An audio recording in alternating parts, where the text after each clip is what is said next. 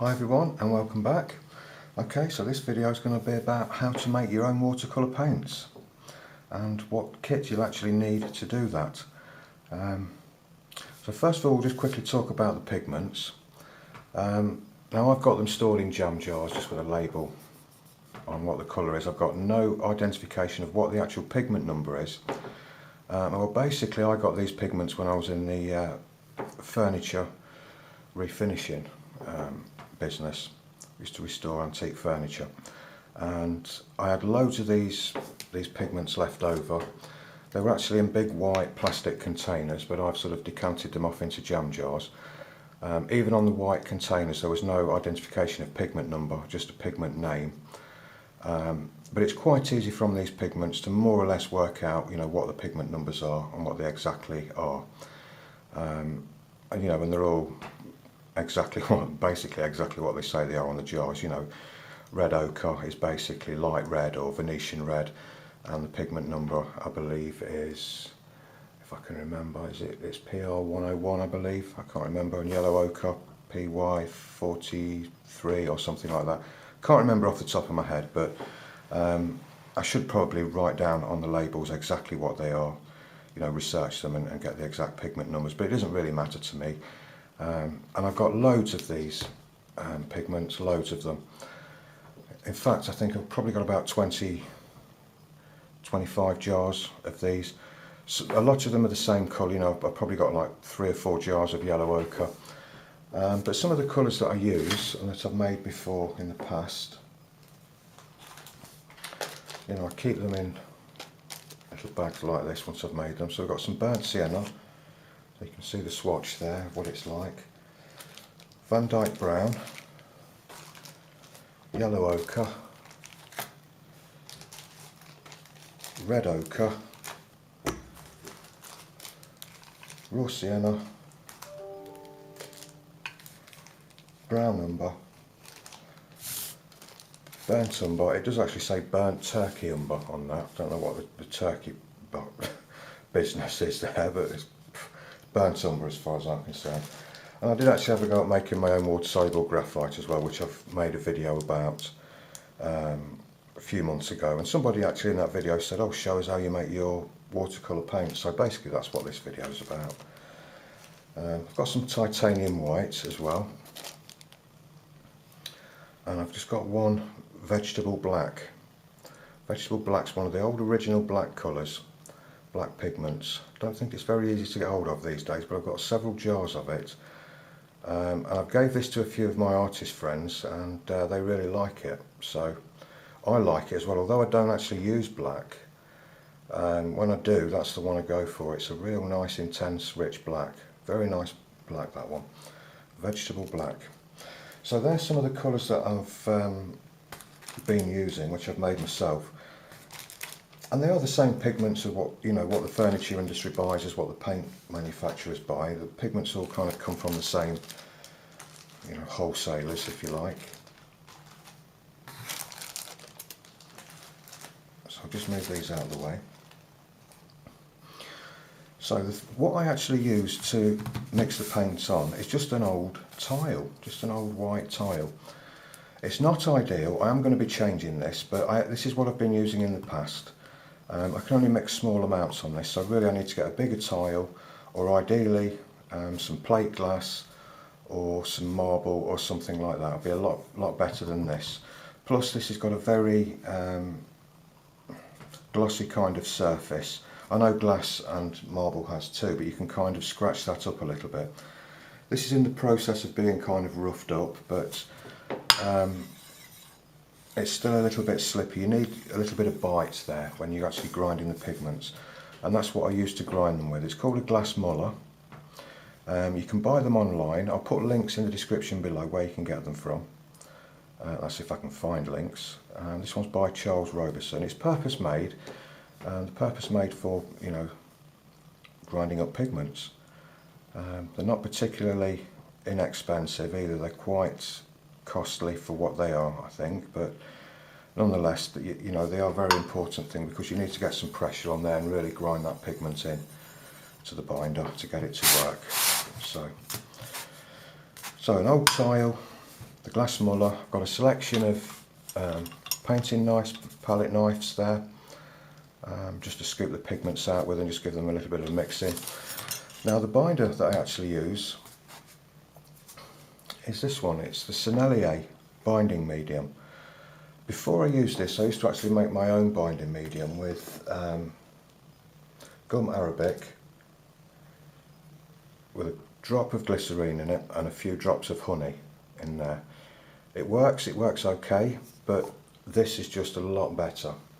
If you've ever used Sennelier paints, you'll know that if you've ever squeezed the tube paint out into a pan and let it dry, it takes a long time to dry, and even when it is dry, it's very easy to re-wet and rework. And it's the same with this binder. It's got those same properties. And I love Sennelier paints. In fact, they're fast becoming one of my favourite artist quality paints, purely because of the ease in which they re-wet. And just lovely pigments as well, but they just seem to wet really easily. Better than Winsor & Newton and Cotman and things like that. And so this binder's got exactly the same properties as the tube paints in the Sennelier range, and again, it's not very inexpensive. It is quite expensive to buy. I think this was about £15–17, something like that. Just trying to find the amount. 200 millilitres. So it is expensive, but a little goes a long way. It still works out a lot cheaper, and I mean a lot cheaper, a whole lot cheaper than actually buying, your own paints in pans or tubes. To actually make them yourself really is the way to go if you're looking to save money. So really the only things I've had to buy here, because I already had boxes of these pigments, was the glass muller and the binding medium. And everything else I already sort of had, so yeah, it didn't cost me much at all. Other things you'll need as well, obviously you'll need some pans or something to put the paint in when you've mixed it. You can buy these online, they're everywhere, really cheap. You can buy them in packets of 48 or packets of 12, whatever. Just look around, you'll soon find those. Another thing as well I like to use is a dust mask or face mask. Just a very cheap one. And all that's going to do is, if any dust is wafting around, it's going to stop it from getting onto my lungs, which is a good thing, isn't it?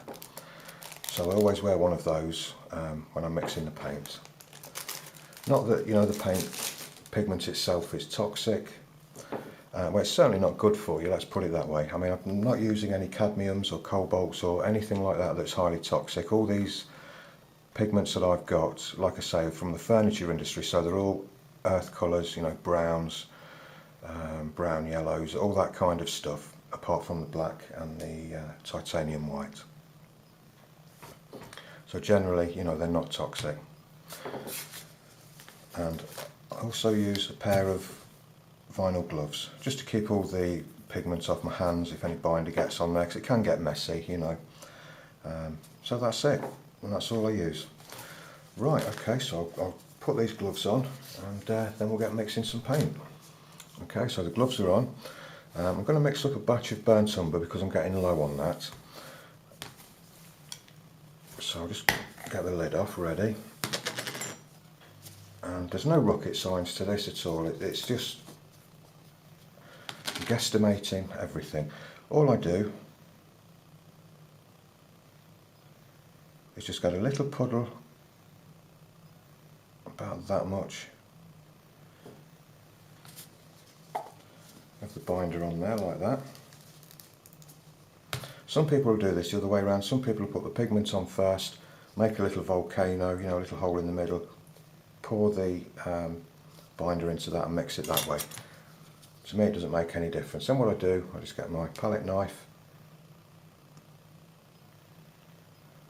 and I just start adding in, spilling it everywhere, just start adding in the pigment on top of that.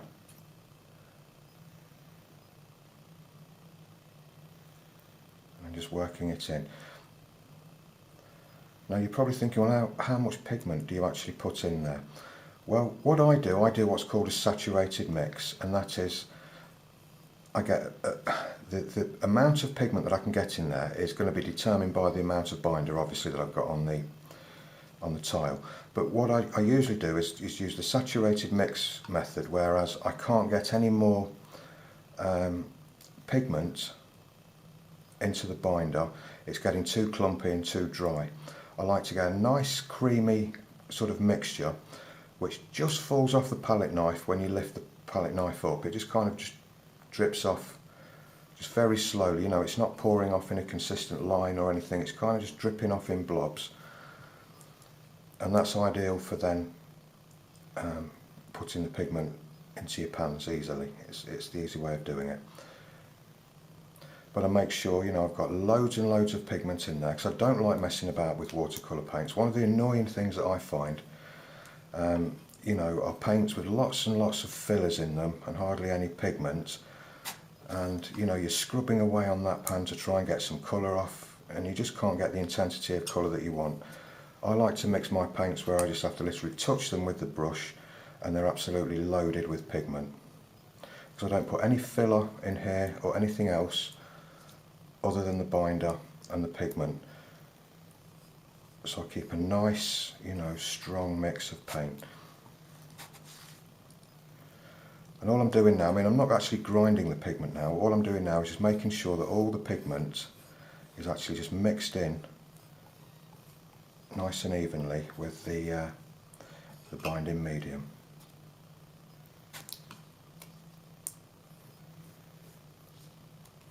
Like I say, a bigger tile or a bigger working area would be a lot more suitable than this little 6-inch tile. So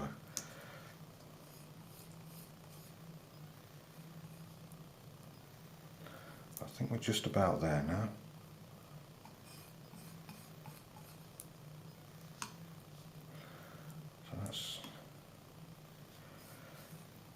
So the consistency, it's sort of just kind of running off in blobs a little bit.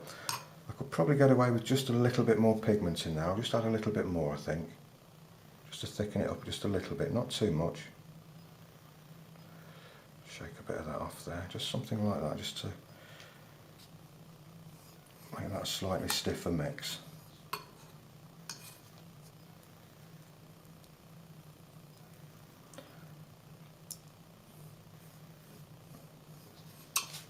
You know, once you've done this a few times, you'll soon get the idea of the measurements. So like I say, it's not rocket science, although I'm sure the, you know, professional paint manufacturers out there, they have, you know, set measurements and things like that. You know, but for the hobbyist just doing this at home, you don't really need to worry too much. It's more about the consistency. And I've found that some pigments, you can actually put a lot more powder in than others. You know, some powder pigments seem more absorbent, or they seem to swell up and really soak in the binder, so you can't get too much in there before it starts getting too thick.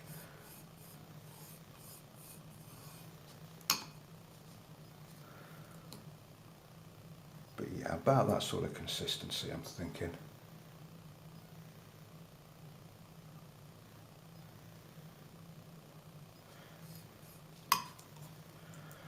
Good enough to eat, doesn't it? Looks like Nutella. Don't go spreading this on your bread, whatever you do. I think we're just about there now. It's fairly stiff, but it's still nice and creamy as well. So I always just kind of hold it up and, yeah. Did you see that then? I don't know if the camera's going to pick that up, but like the blob just kind of falls off and a little bit behind it. It's not a consistent line just trickling off the knife, so it's nice and thick. So that means we're going to have a nice lot of pigment in there. And then what I do,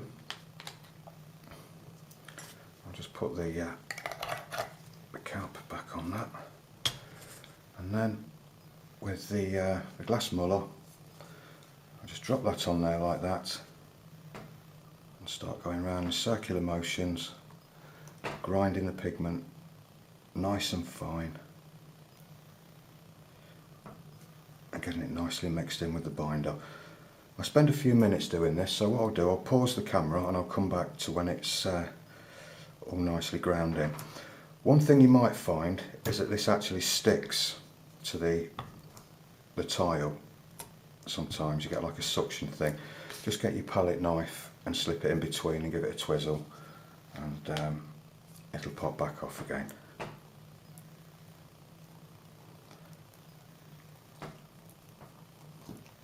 So I'll just keep going round and round like that,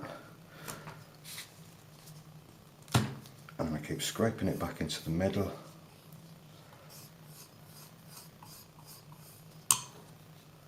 Scrape off the excess on there. Try and waste as little as possible.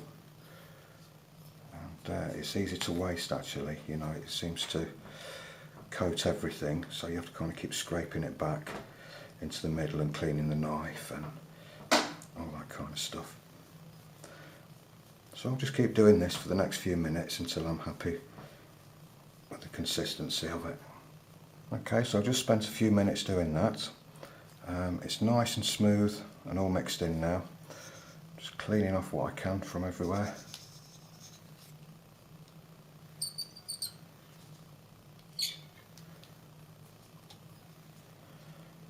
Just pop that there. Try to scrape as much of this up as we can.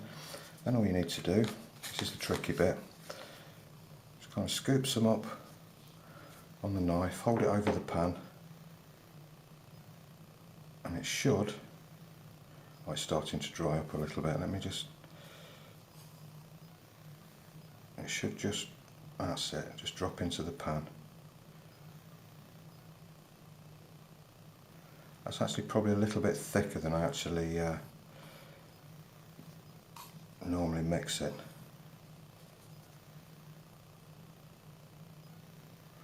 But I have actually got my central heating on at the minute, so it's quite warm in here, so it's going to probably dry a little bit quicker. But that's basically it, that's basically all you do. Just put it into the pan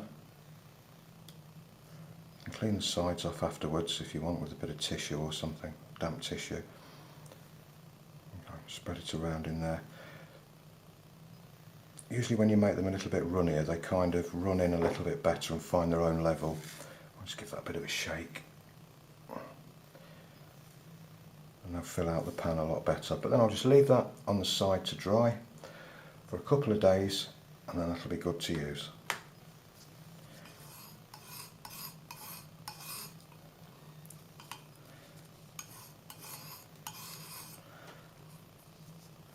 Trying to think if there's enough there for another whole pan or a half pan.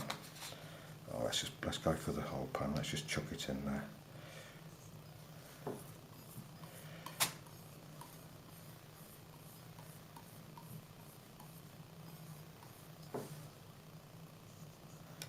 Well, it's fairly easy really, isn't it? I mean, you think that it's some sort of, you know, complicated science experiment or something, but it's really not. It's so easy.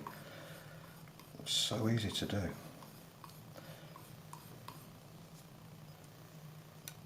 And there we go, that's homemade paint. And then I'll just take those to the sink and wash everything off. But before you do, if you want, you can get a scrap piece of watercolour paper, a little jar of water and a watercolour brush, and you can use that on the tile and just test the colour, make a few swatches if you like, you know, on a piece of paper. You know, we've still got some pigment on there. Okay, so that's pretty much it. These are looking pretty messy actually. It's like I said, I think I made the mix a little bit thick. Usually I get them in the pans really nice and even and neat. For example, you know, the yellow ochre there.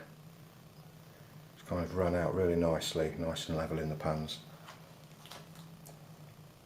And, I think they're all pretty much like that, all nice and even.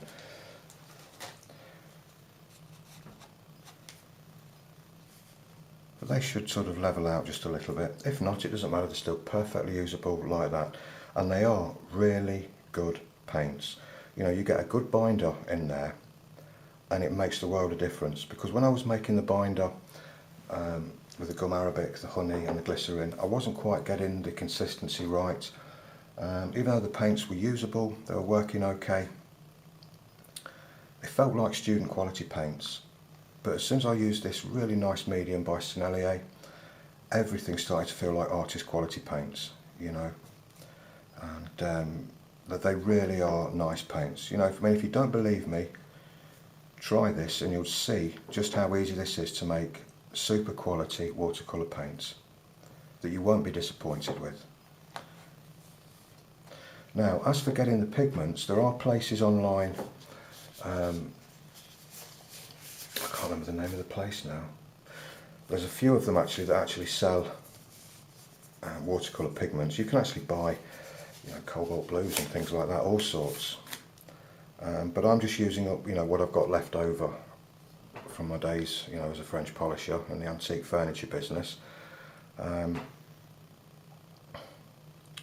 So, I mean, you might be able to nip down to your local hardware shop and get some earth pigments very cheap. You know, they are essentially the same pigments as what all paint manufacturers are using, so it doesn't really matter whether you buy them from, you know, an art supplier or, you know, wood manufacturing, furniture manufacturing suppliers or anything like that. It's pretty much the same thing, you know. And just for that extra little bit of assurance, make sure you can get a pigment number as well, so you can just check. But although, like I say, these haven't got a pigment number, they are definitely, you know, they're super fine. They're like talcum powder, really super fine and very strong pigments as well. And they match up perfectly with all the artist paints that I'm using. So these are definitely, you know, artist grade pigments there. Okay, so I'll leave these to dry now and I'll be able to use them. So I hope that was helpful to you. Any questions, please ask. And thanks very much for watching, and I'll see you in the next one. Take care, everybody. Bye for now.